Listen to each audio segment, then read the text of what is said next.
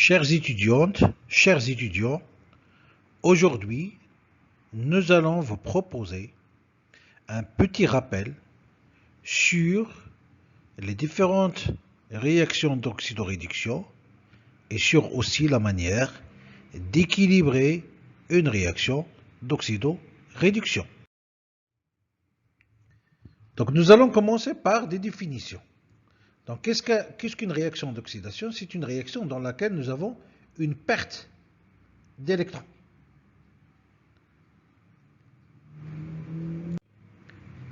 Contrairement, dans une réaction de réduction, nous avons un gain d'électrons. Un exemple, le fer lorsqu'il s'oxyde, il donne effet de plus 2 électrons. Dans ce cas, on voit que les électrons font partie de la partie produit d'une réaction. Et lors d'une réduction, un exemple, le fer 3+, en gagnant un électron, il se transforme en fer de plus, et dans ce cas, les électrons apparaissent dans le côté réactif d'une réaction. Et donc, que ce soit une oxydation ou que ce soit une réduction, nous avons une demi-réaction. Dans la première, en tant qu'oxydation, nous avons une perte d'électrons. Les électrons se trouvent dans la partie produit. Et là, la réaction de réduction, nous avons les électrons dans la partie réactive avec un équilibre, ce qu'on appelle l'équilibre électrochimique. Donc les demi-réactions électrochimiques traduisent un équilibre entre un oxydant et un réducteur. Donc dans notre cas, l'oxydant c'est Fe3+, et le réducteur c'est Fe2+.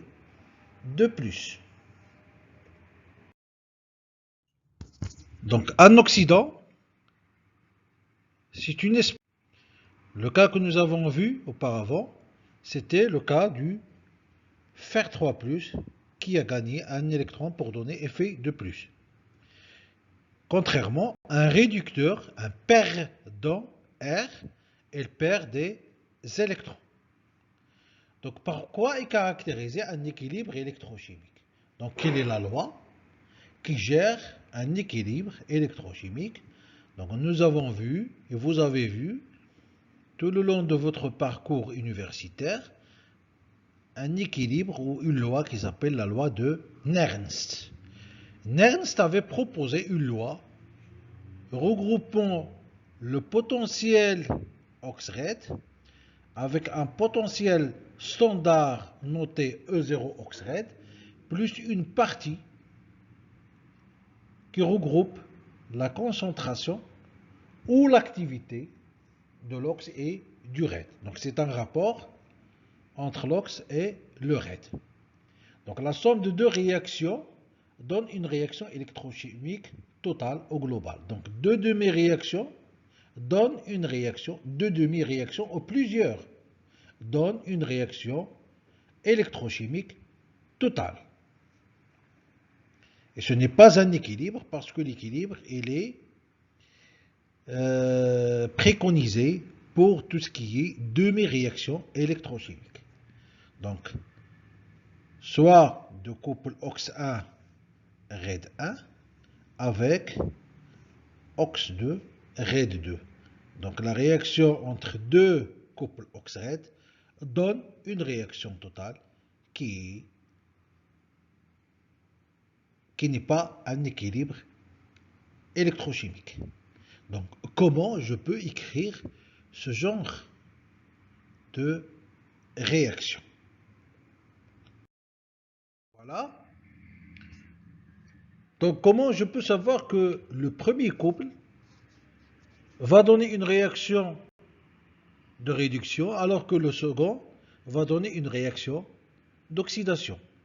Donc tout dépendra de RED.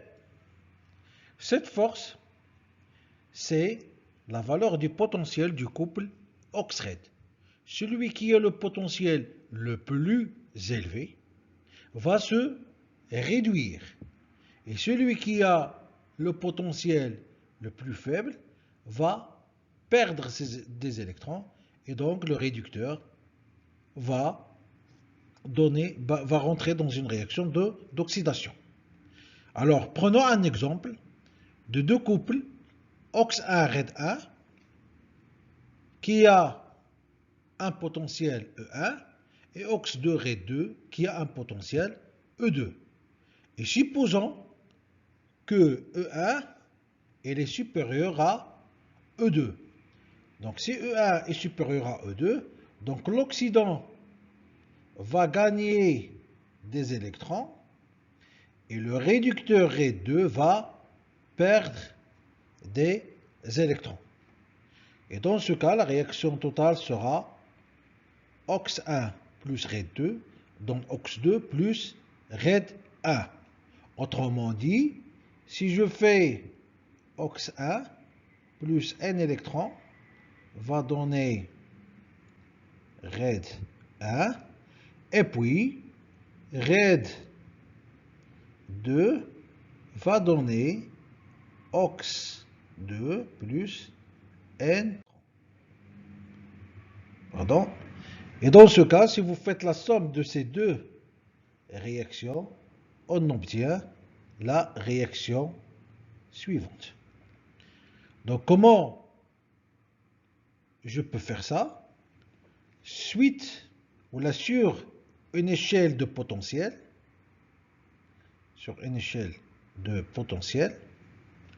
je vais classer ces couples OX-RED selon leur valeur de potentiel respective.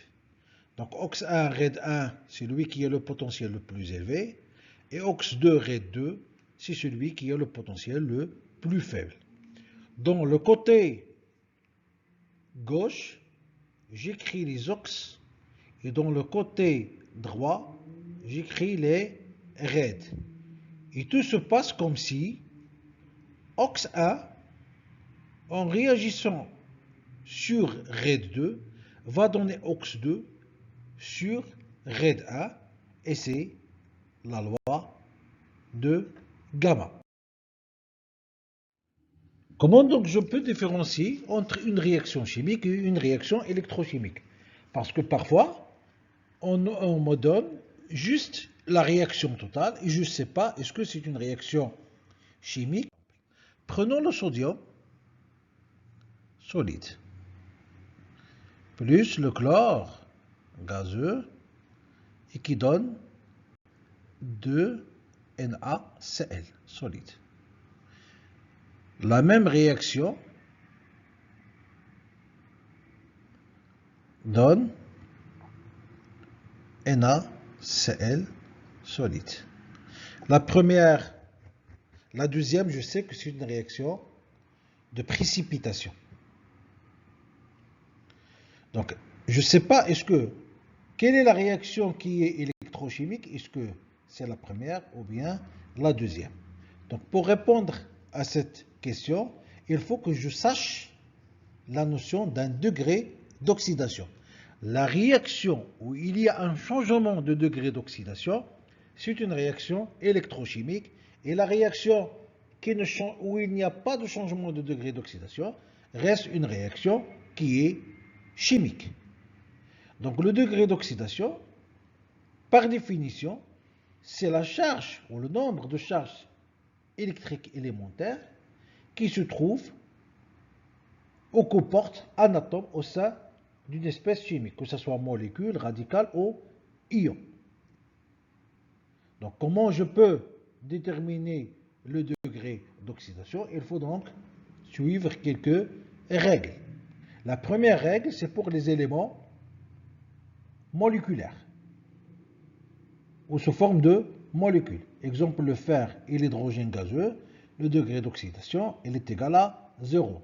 De même pour le cuivre métallique, l'or métallique, l'oxygène gazeux.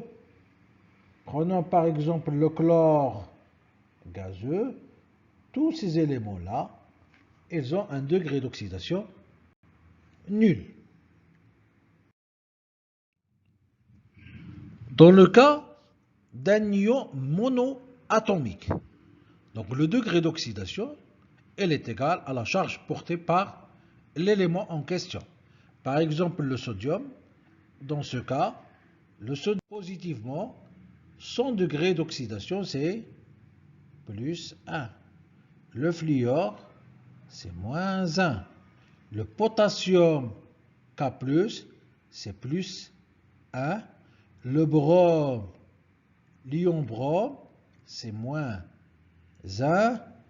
Le soufre, de moins, c'est moins 2. Et ainsi de suite. Donc il faut tout simplement se souvenir de quelques petites règles. Pour l'oxygène gazeux, le degré d'oxydation c'est 0. Donc l'oxygène 2 moins, donc le degré d'oxydation c'est moins 2, c'est le cas de l'oxygène engagé dans des liaisons avec l'hydrogène dans la molécule d'eau. Un cas particulier, c'est lorsque vous avez de l'oxygène dans les peroxydes. Dans ce cas, le degré d'oxydation, c'est moins 1. Et donc, le degré d'oxydation le plus usuel pour l'oxygène, c'est moins 2. Et pour l'hydrogène, le degré usuel, c'est plus 1. On peut trouver de l'hydrogène chargé négativement dans le cas des hydrures. Sinon, il se trouve toujours à un degré d'oxydation plus 1. Et donc, dans une molécule chargée, il faut déterminer le degré d'oxydation de l'élément en question et que vous désirez lui déterminer son degré d'oxydation. Donc, je prends l'exemple de S2O3 de moins et je veux déterminer le degré d'oxydation du soufre. J'ai deux atomes de soufre qui portent un degré d'oxydation X que je dois déterminer. Dans une liaison avec l'oxygène. Dans ce cas, l'oxygène a un degré d'oxydation moins 2 fois 3, ça donne moins 6, et qui est égal à la charge totale portée par la molécule qui est égale à moins 2. Et par la suite, je peux déterminer le X qui est égal, 6 moins 2 ça fait 4 divisé par 2 ça fait 2, et donc je peux écrire X est égal à 2. Néanmoins, cette écriture n'est pas correcte. Un degré d'oxydation est s'écrit par ou bien sous forme de chiffre romain et je dis le soufre a un degré d'oxydation plus 2. Maintenant, on est arrivé au stade de comment je peux équilibrer une réaction électrochimique. Et par la suite, il faut que je sache les étapes à suivre pour réussir à équilibrer une réaction électrochimique. Donc, tout commence par écrire votre réaction non équilibrée. Exemple, j'ai OX 1 plus RED 2 donne OX 2 plus RED 1. Et je sais que ça, c'est une réaction qui n'est pas du tout équilibrée. Je dois réussir à retrouver les deux réactions, les deux demi-réactions, reliant OX 1 avec RED 1 et reliant RED 2 avec OX 2. Et par la suite, identifier ce qui revient à identifier les couples OX-RED et puis combiner les différents couples OX-RED dans deux demi-réactions ou bien plus que deux demi-réactions. La troisième étape, c'est réussir à équilibrer les demi-réactions. Donc, je vais équilibrer l'espèce électroactive suivi par l'équilibre de l'oxygène par la molécule d'eau et puis l'hydrogène par les ions H+. Quatrième étape, il faut que j'arrive à équilibrer les charges en ajoutant ou en retranchant des électrons. En cinquième étape, il faut additionner les équations partielles. Un exemple, OX1 plus N électrons donne RED 1. et puis RED 2 donne M électrons plus OX 2. Donc ici, je vais multiplier par M, et là, je vais multiplier par N, et je vais faire la somme des deux réactions pour arriver à une réaction totale qui est la réaction électrochimique.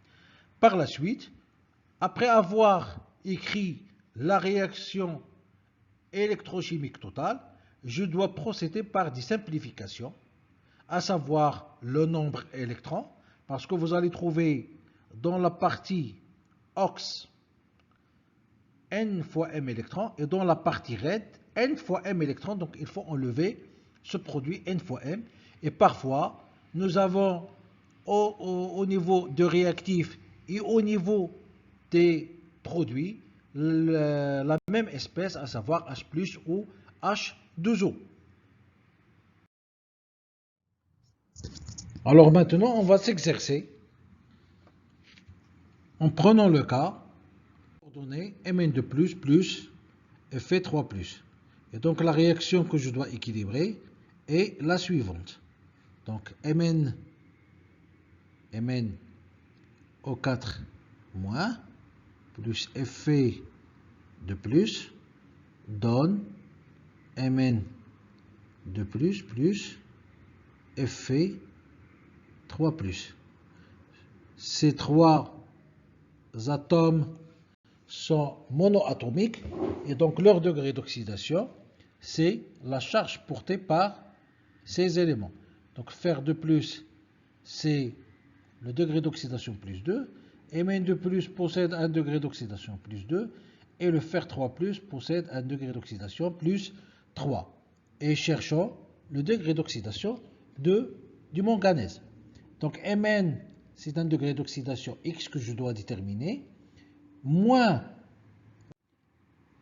le produit de 4 atomes d'oxygène multiplié par le degré d'oxydation usuel de l'oxygène qui est égal à moins 2, tout ça, elle est égale, donc moins 8, elle est égale à moins 1, qui est la charge portée par la molécule Mn au 4-.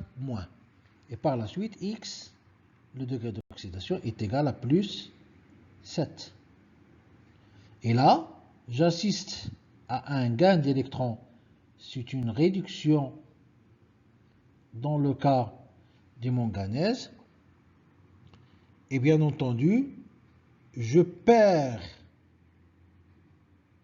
en degré d'oxydation, et donc je vais avoir une oxydation du fer 2+ vers le fer 3+. Et là, j'ai réussi à identifier mes couples OX-RED. Identification des couples OX-RED. Donc ici, c'est identification, c'est l'étape suivante. Et donc, j'ai Mn O4- Mn de plus et Fe3+, Fe de plus. Et je vais procéder alors à l'équilibre des différentes demi-réactions. Je commence par Mn O4-. J'ai un seul atome de manganèse, de même ici, mais j'ai un nombre d'oxygène qui est différent. Et donc je dois équilibrer les atomes d'oxygène en ajoutant de l'eau. Donc en ajoutant de l'eau, je perds encore en proportion d'hydrogène. Et par la suite, je dois équilibrer l'hydrogène, comme nous avons dit, avec les protons H+. De plus 4 H2O. Et là, j'ai un problème de charge que je dois équilibrer. Donc ici, j'ai 7 plus, et là, j'ai 2 plus. Donc je dois équilibrer en ajoutant 5 électrons. donne Mn2 plus 4H2O. Donc une fois j'ai fini d'équilibrer ma demi-réaction, je dois toujours procéder par un bilan d'éléments. Je commence par le manganèse. Ici j'ai 1, ici 1. Pour l'oxygène, j'ai 4 atomes d'oxygène, j'ai 4 atomes d'oxygène. Pour l'hydrogène, j'ai 8 atomes d'hydrogène. Là, j'ai 8 atomes d'hydrogène. Et du point de vue charge, j'ai ici 2 charges. Charge, donc je vais écrire ici la charge. Pour la charge, j'ai 2 dans cette partie qui est partie réactive et 2 dans la partie produit. Il me reste à équilibrer la deuxième demi-réaction et qui est beaucoup plus simple. Fer 3 plus un électron donne fer 2 plus.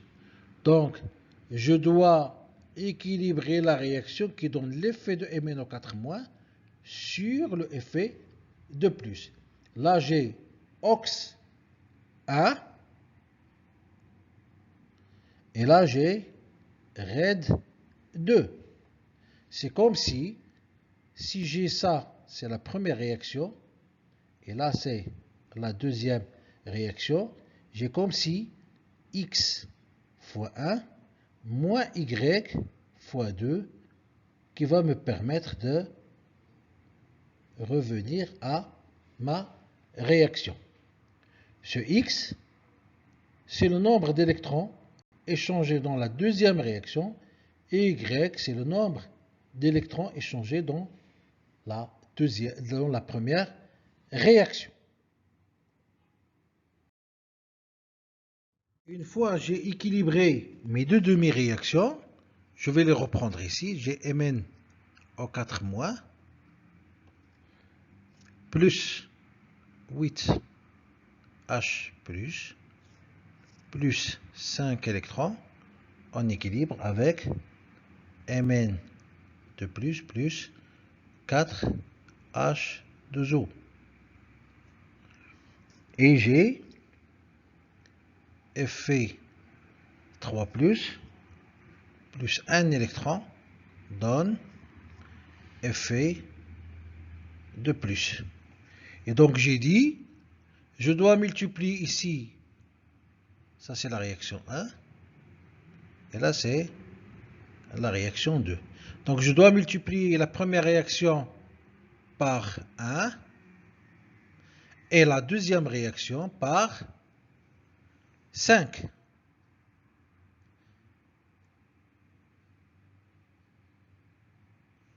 Si par exemple vous avez ici 4 et ici 3, donc il faut multiplier par un multiplicateur qui est commun. Donc si je fais 1 moins 5 fois 2, ça va me donner Mn au 4- plus 8H plus 5 électrons plus 5 Fe de plus va donner Mn de plus 4H2O plus 5 Fe3 plus 5 électrons. 5 électrons. Et je procède alors par une simplification.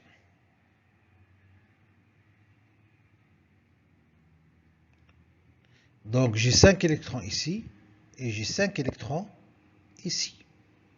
Et je vais alors aboutir à la réaction suivante. MnO4- plus 8H plus 5 Fe de plus va me donner Mn de plus 4H2O plus 5 Fe3 plus. Et je vais faire toujours un bilan. dans lequel je vais compter mes atomes et aussi mes charges. Donc je vais commencer par Mn. J'ai un seul Mn ici, j'ai un seul Mn. Le fer, j'ai un seul fer, 5 fers plutôt. Donc j'ai 5 fers, j'ai 5 fers. L'oxygène, j'ai 4 oxygènes. Et là, j'ai 4 oxygènes. Pour l'hydrogène, j'ai 8 hydrogènes. Et là, j'ai 8 hydrogènes. Et je vais faire le bilan de charge. J'ai 8 plus 5, ça fait 8 plus 10, ça fait 18, moins 1, ça fait plus 17. Et là, j'ai 5 fois 3, ça fait 15, plus 2, ça fait 17. Et donc, j'ai bien équilibré ma réaction électrochimique.